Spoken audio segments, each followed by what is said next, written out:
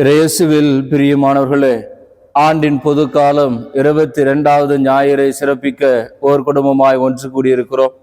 இன்றைய நாளிலே இறை வார்த்தையின் வழியாக கடவுள் நமக்கும் நம்முடைய குடும்பத்திற்கும் சொல்லி தருகிற செய்தி என்ன என்றால், கடவுளே, என் உயிர் உமீது தாகம் கொண்டுள்ளது என்று சொல்லுகிறார்.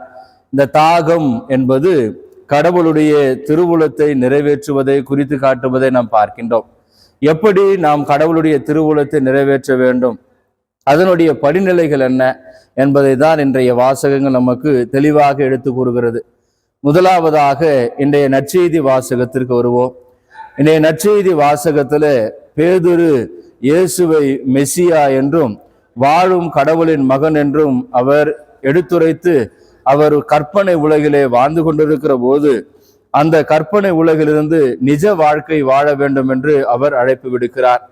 அந்த நிஜ வாழ்க்கை என்றால் என்ன என்றால், நான் எருசலேமுக்கு செல்ல வேண்டும், பாடுகள் பட வேண்டும், மரணம் அடைய வேண்டும், உயிர்ப்பை பெற்றுக்கொள்ள வேண்டும். இந்த 4 கருத்துக்களை அவர் இந்த நற்செய்தியின் வாயிலாக விளக்குவதை நாம் பார்க்கின்றோம். முதலாவதாக எருசலேம் செல்ல வேண்டும். பிரியமானவர்களே, எல்லா இறைவாக்கினர்களும் தங்களுடைய வாழ்க்கையில இறுதி பயணமாக அல்லது இறுதி பணி வாழ்வை முடிக்கிற இடம் எருசலேம். ஏனென்றால் எருசலேம் இறைவாக்கினர்களை கொல்லும் நகரம் என்று சொல்கிறது. மத்தேயு நற்செய்தி 23ஆம் அதிகாரத்திலே நாம் அவ்வாறாக வாசிக்கிறோம். அப்படியாக இயேசு எருசலேமுக்கு செல்கிறார். அந்த எருசலேமிலே அவருக்கு இப்படிப்பட்ட ஒரு நிலைப்பாடு இருக்கிறது என்று சொல்லப்படுகிறது. முதலாவதாக.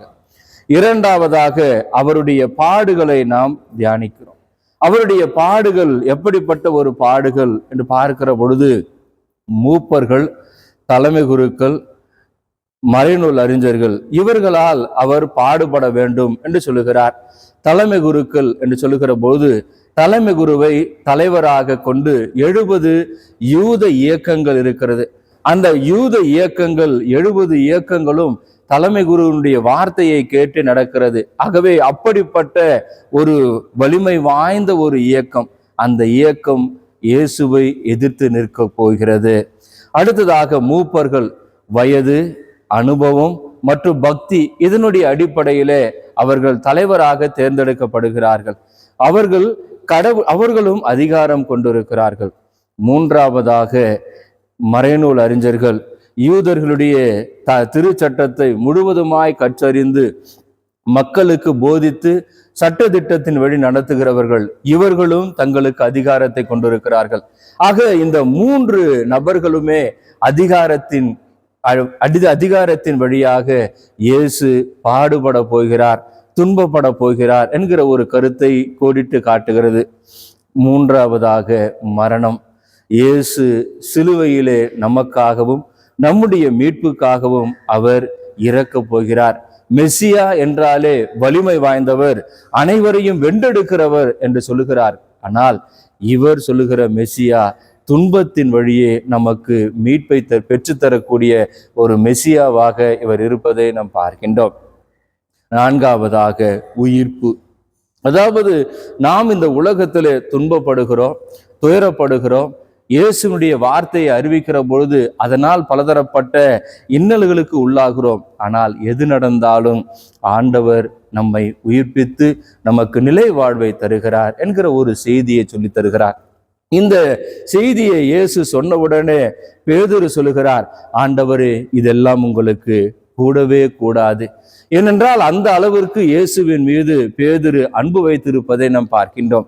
ஏனென்றால் இத்தகைய ஒரு துன்பம் உங்களுக்கு வேண்டவே வேண்டாம் என்று சொல்லுகிற போது அங்கே இயேசு பேதுருவை கடிந்து கொள்கிறார். மத்தேயு நற்செய்தி 4ஆம் அதிகாரத்துல இயேசுவை சாத்தான் சோதிக்கிறார்.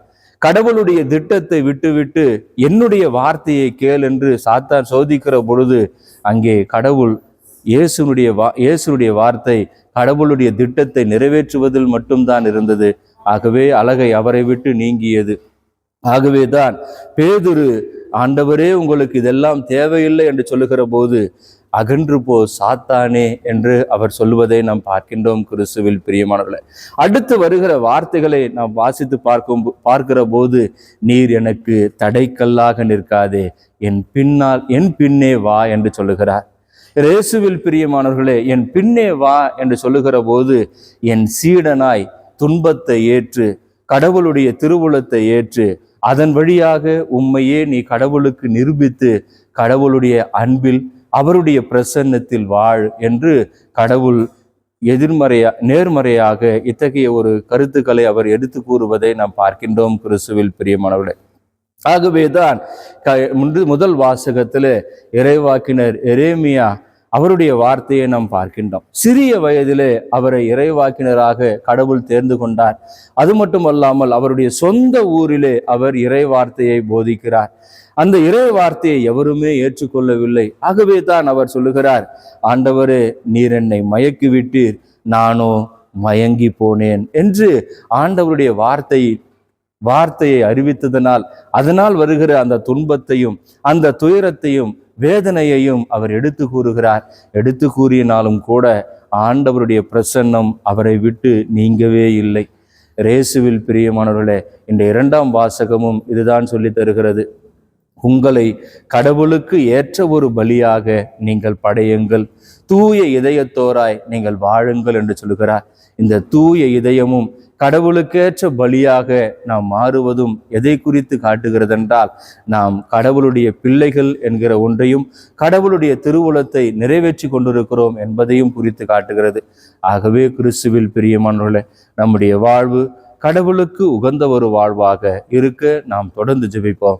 ஆகவே முதல் வாசகம், 2ஆம் வாசகம், நற்செய்தி வாசகம், கடவுளே என் உயிர் உன் மீது தாகம் கொண்டுள்ளது. தாகம் என்பது கடவுளுடைய திருவுளத்தை நிறைவேற்றுவது. கடவுளுடைய திருவுளத்தை நிறைவேற்றி நிறைவான ஆசிரை பெற்றுக்கொள்ள தொடர்ந்து திருப்பலியில் மன்றாடுவோம். இறைவன் அனைவரையும் ஆசீர்வதிப்பாராக. ஆமேன்.